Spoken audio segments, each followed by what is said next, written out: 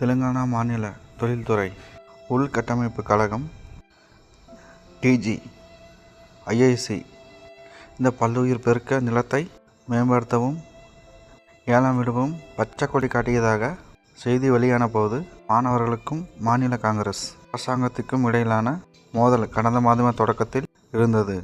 உண்மையில் இந்த நிலம் காலத்தில் பல்கலைக்கழகத்துக்கு சொந்தமானது.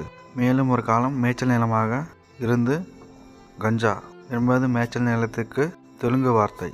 இந்த திட்டம் நகரத்தில் ஒரு அரிய பசுமையை கோரும் என்று எதிர்ப்பாளர்கள் சுட்டிக்காட்டினர். ஆனால் மாணவர்கள் பலர் தடியடி நடத்தப்பட்டு கைது செய்யப்பட்டனர். ஆசிரியர்கள் மற்றும் சிவில் சமூகத்தினர் இடைவிடாத பிரச்சாரத்துக்கு பிறகு ஏப்ரல் 3ஆம் தேதி இந்த விஷயத்துக்கு தானாக முன் வந்தது.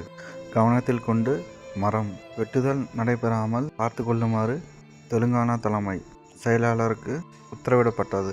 இந்த வளர்ச்சி நடவடிக்கையை மேற்கொள்ள வேண்டிய கட்டாய அவசரம் மற்றும் மாநில சுற்றுச்சூழல் பாதிப்பு மதிப்பீட்டை நடத்தியதா என்பது குறித்து பதில்களை தாக்கல் செய்யுமாறு தலைமை செயலாளரை நீதிமன்றம் கேட்டுக்கொண்டது.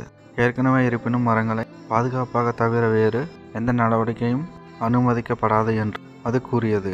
எந்த ஒரு மீறலுக்கும் தலைமை செயலாளரை பொறுப்பேற்க வேண்டும் என்று உச்சநீதிமன்றம் மேலும் கூறியது.